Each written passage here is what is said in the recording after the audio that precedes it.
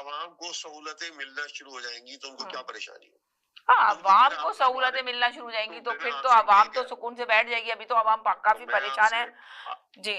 میں آپ سے یہ کہنے کی کوشش کر رہا ہوں کہ ہوں اس وقت جو حکومت کو اسٹیبل کرنے کی کوشش کی جا رہی ہے اور جو عوام کو کہیں نہ کہیں چھوٹے چھوٹے ریلیف دینے کی کوشش کی جا رہی ہے، وہ ہو سکتا ہے کہ ان کو کوئی ٹاسک دے دیا گیا ہو کہ آپ اتنے عرصے کے اندر اپنی کوئی گڈ گورننس جو ہے اس کو پروف کر کے دکھائیں، اپنے بہترین جو بھی آپ کے ذہن میں ٹاسک ہیں وہ کر کے دکھائیں. ادروائز ہم دوسرا کوئی پلان لے کے آتے ہیں، کسی اور آگے لے کے آتے ہیں. تو اس وقت جو صورتحال نظر آ رہی ہے ایسا مجھے کم از کم ایسا نظر نہیں آ رہا کہ نہ مجھے کوئی الیکشن نظر آ رہے ہیں اور نہ مجھے وہ بات جس بات کو آپ کہہ رہی ہیں کہ بہت زیادہ مذاکرات ہو رہے ہیں، رابطے ہو رہے ہیں، کسی کو تیار کیا جا رہا ہے، اس کے لیے سوٹ یا شیروانی سلوائی جا رہی ہے، تو ایسا مستقبل قریب میں تو نظر نہیں آ رہا.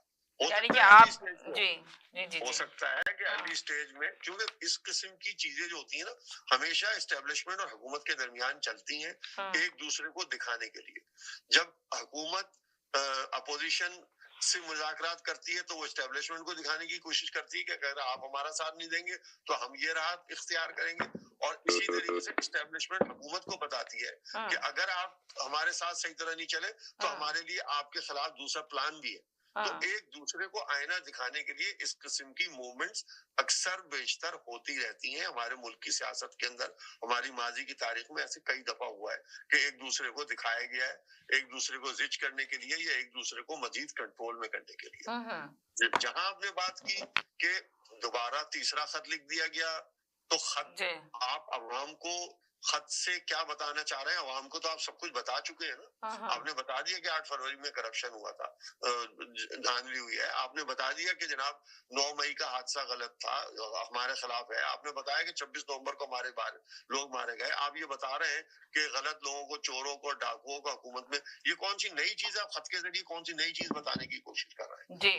اٹس اونلی اس سے زیادہ کچھ نہیں کہ آپ اپنے آپ کو میڈیا میں رکھنے کی کوشش کرتے ہیں. سیاست دان کا ہمیشہ سے یہ کام ہوتا ہے کہ سیاست میں رہنے کے لیے اس کو کہیں نہ کہیں میڈیا میں رہنا ہے، کسی نہ کسی نئے طریقے سے، کسی نہ کسی نئی بات تو سے. یہ نیا طریقہ کیا آپ کو لگ رہا ہے کہ پی ٹی آئی کے لیے ایک اچھا قدم ہوگا؟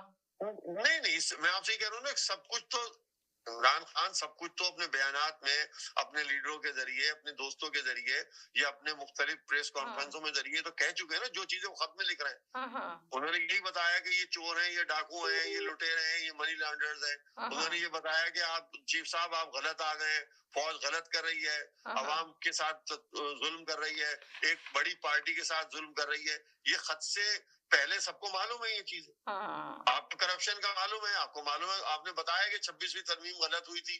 آپ نے بتایا کہ ججوں کو آپ اپنی مرضی سے لے کے آ رہے ہیں. اس خط میں کون سی چیز آئی ہے؟